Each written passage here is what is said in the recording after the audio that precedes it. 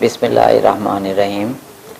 آج ہم تحریک حی علی الفلاح کی طرف سے کورونا کے بارے میں تفصیلی خیالات کا آپس میں تبادلہ خیال کریں گے، لیکن اس کے لیے ضروری ہے کہ کرونا وائرس 13 سال قبل اکتوبر 2007 5 سائنسدانوں اور میڈیا نے دنیا کو کرونا وائرس کے بارے میں خبردار کیا تھا۔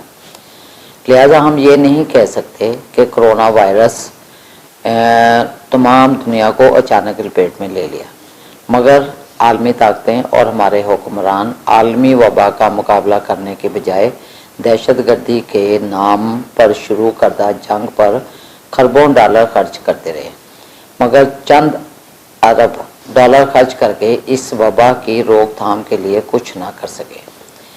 اسی طرح ہمارے ملک پاکستان کے حکمرانوں نے ضبط عظمت میں مبتلا ہو کر غلط فیصلے کرتے گئے اور آج پوری قوم ان غلط فیصلوں کا خمیازہ بھگت رہی ہے۔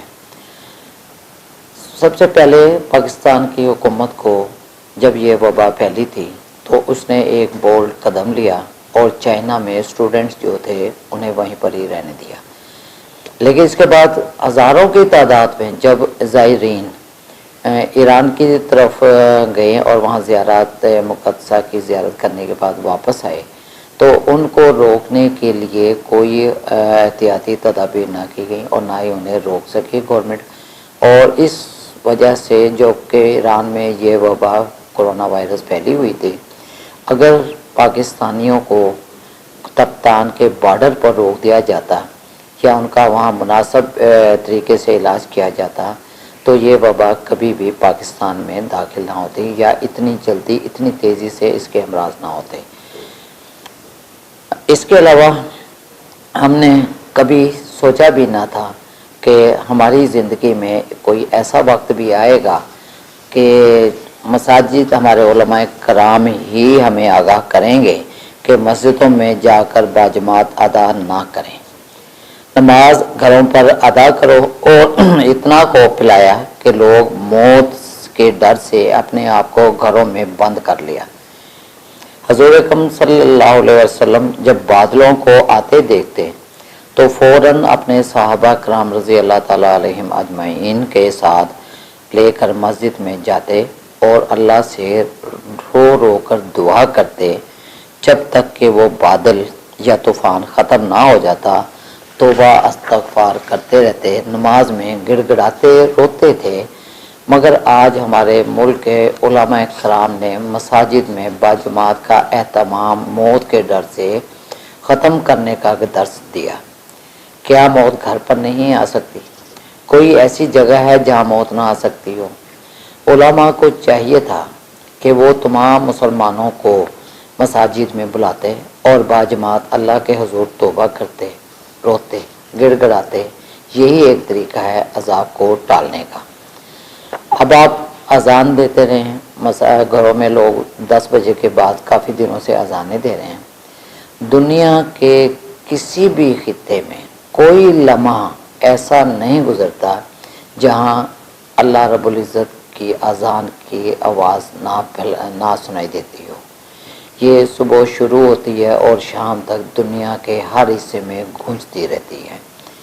ہمیں جو طریقہ حضور اکرم صلی اللہ علیہ وآلہ وسلم سے ملتا ہے وہ یہ ہے کہ نماز باجماعت ادا کریں، اس میں توبہ استغفار کریں، اپنے گناہوں کی معافی مانگیں، اللہ تعالیٰ سے گڑ گڑا کر روتے ہوئے اس سے معافی مانگنی چاہیے، اپنے گناہوں کو معاف کریں تو یہ وبا بھی ہم سے ٹل جائے گی۔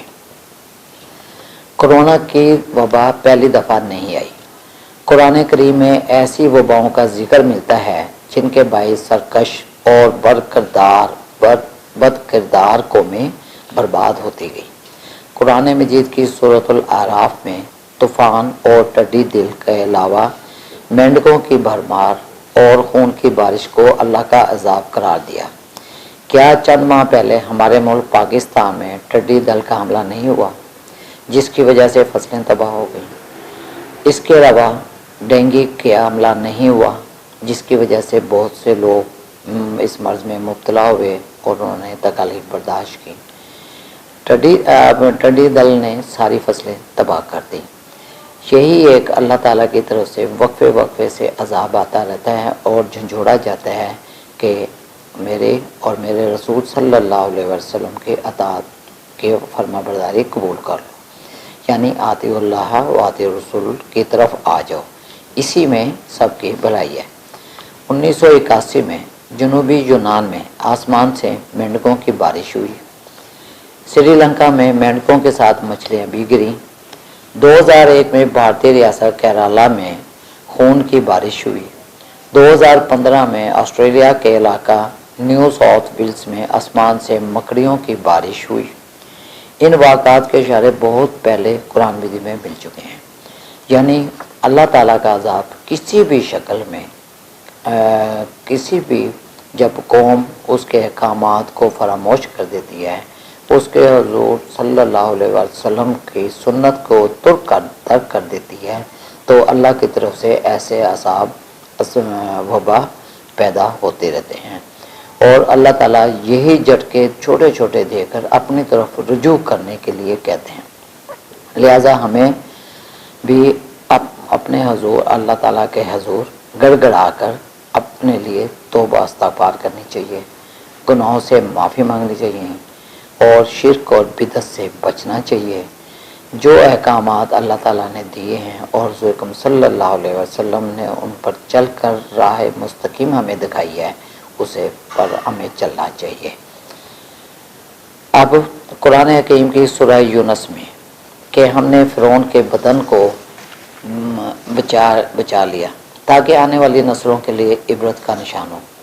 جب قرآن نازل ہو رہا تھا تو کسی کو معلوم نہ تھا کہ فرعون کی لاش محفوظ پڑی ہے۔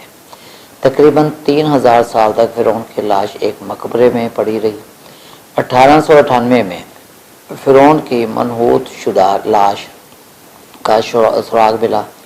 1907 میں ایلیٹ سمتھ نے اس کا سائنسی معائنہ کر کے تصدیق کی کہ یہ فرعون ہی کی لاش ہے۔ 2003 سے مصر میں اس کی لاش ابھی تک موجود ہے۔ ہمارے حکمرانوں کو چاہیے کہ وہ بھی وقت کے فرعون نہ بنے اور عوامی خدمت کو اپنا شعار بنائیں۔ اسی طرح نمرود کی ناک میں اللہ کے حکم سے ایک مچھر گھس کر دماغ تک پہنچ گیا۔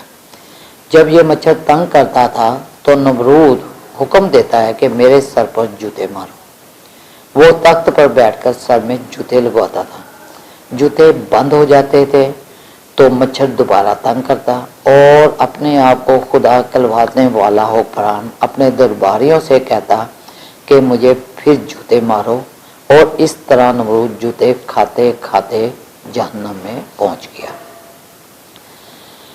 اب ہمارے حکمرانوں کو دیکھ لینا چاہیے کہ خدائی کا دعویٰ کرنے والے طاقت کے گھمنڈ میں مبتلا عوام کو تو حکمرانوں کو عوام کی فلاح بہبود کے لیے کام کرنے چاہیے۔ جب تک ہم عوام کو کچھ ڈلیور نہیں کریں گے تو ہم اس قوم سے کچھ بھی حاصل نہیں کر سکتے۔ آج ہم قرآن و حدیث کی تعلیمات سے دور ہو گئے ہیں۔ افسوس کہ علماء کرام نے قرآن و حدیث کی تعلیم دینے کی بجائے اپنے اپنے گروہ بنا لیے۔ آج ہم کرونا وائرس میں مبتلا ہیں، مگر حکومت کے غلط فیصلوں کی وجہ سے مارکیٹیں، بازار، نجی اور سرکاری تعلیمی ادارے، کاروباری اور صنعتی مراکز بند کر دیے۔ لاک ڈاؤن ہونے کے بعد تمام ملک میں دالیں، چاول، گھی، چینی سمیت اشیاء زندگی، پھلوں، سبزیوں اور سڑکوں پر چلنے والی نجی ٹرانسپورٹ کے کرایوں میں بے انتہا اضافہ ہو گیا۔ غربت، بے روزگاری، مہنگائی سے تنگ عوام کی مشکلات میں مزید اضافہ ہوا، مگر حکومت نے بے روزگار ہونے والے افراد اور خاندانوں کی 3 ہفتوں تک کیسے زندگی بسر ہوگی؟ روزانہ کمانے والا اور کھانے والوں کے چولہے بند ہونے شروع ہو گئے، مگر حکومت نے غریب عوام کے لیے کوئی ریلیف دینے کے لیے کوئی اقدام نہیں کیا، جس کی وجہ سے عوام میں بے چینی اور غم و غصہ کی لہر بڑھ رہی ہے۔ ہم حکومت سے مطالبہ کرتے ہیں کہ وہ فوری طور پر عوام کو ریلیف دینے اور ٹرانسپورٹ کے شعبہ میں لاک ڈاؤن کے دوران نرمی اختیار کریں تاکہ عوام کو اشیاء زندگی بآسانی مل سکے۔ اور اس وقت مہنگائی کے روزانہ کے حساب سے بڑھ رہی ہے اور دکاندار کہتے ہیں کہ سپلائی بذریعہ ٹرانسپورٹ بند ہے، جس کی وجہ سے ہم مہنگا سودا بیچ رہے ہیں۔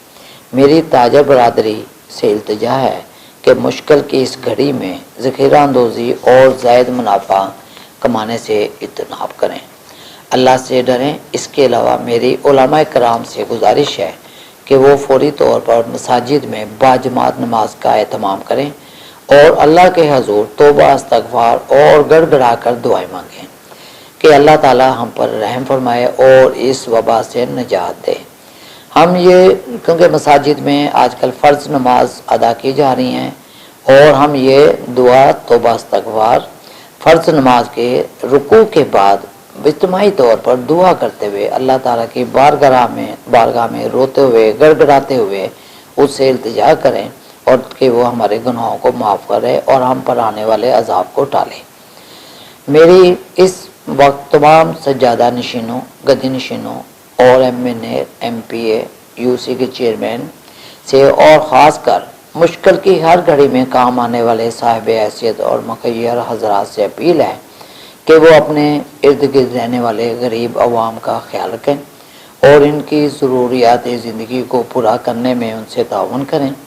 اس کا اجر انہیں اللہ تعالیٰ دنیا اور آخرت میں دے گا۔ تمام سجادہ نشینوں اور گدی نشینوں سے التماس ہے کہ اس مشکل گھڑی میں اپنے مریدوں پیروکاروں کا ساتھ دیں، ان کے لیے صرف دعا نہ کریں، دعا اور ان کی ضروریات بھی پوری کریں۔ دیکھیں وہ کافی عرصے سے آپ کی درگاہ پر آتے ہیں، حاضری دیتے ہیں، آپ کے بزرگوں کی درگاہ پر آتے ہیں اور نذرانے پیش کرتے ہیں۔ آج وہ مشکل میں ہیں، آپ کے مرید مشکل میں ہیں، آپ کے پیروکار مشکل میں ہیں، آپ کے ووٹرز مشکل میں ہیں، لہذا تمام پولیٹیکل ورکرز اور سجادہ نشین گدی نشین جو ان کے پیروکار ہیں وہ ان کے لیے ہیلپ کریں، ان کی مدد کریں، انہیں راشن پہنچائیں اور ان کی ضروریات کا خیال رکھیں۔ آخر میں اللہ تعالیٰ سے درخواست ہے کہ وہ ہمارے گناہوں کو معاف فرمائے، ہمیں اس کرونا وبا سے نجات اور آئندہ ہر قسم کے عذاب سے محفوظ رکھے، آمین ثم آمین، اور ہمیں صراط مستقیم اور اطیعوا اللہ و اطیعوا الرسول پر عمل کرنے کی توفیق دے۔ ہمیں تمام مسلمانوں کو ایک قرآن و حدیث پر عمل پیرا ہونے کی توفیق دے، گروہوں میں تقسیم ہو کے اپنی طاقت اور اپنی توانائیاں ضائع کرنے سے ہمیں بچائے اور اطیعوا اللہ و اطیعوا الرسول پر عمل کرنے کی پوری توفیق دے۔ اسی میں ہماری فلاح ہے اور اسی میں ہماری بقا ہے اور اسی میں ہماری زندگی ہے۔ والسلام علیکم ورحمۃ اللہ۔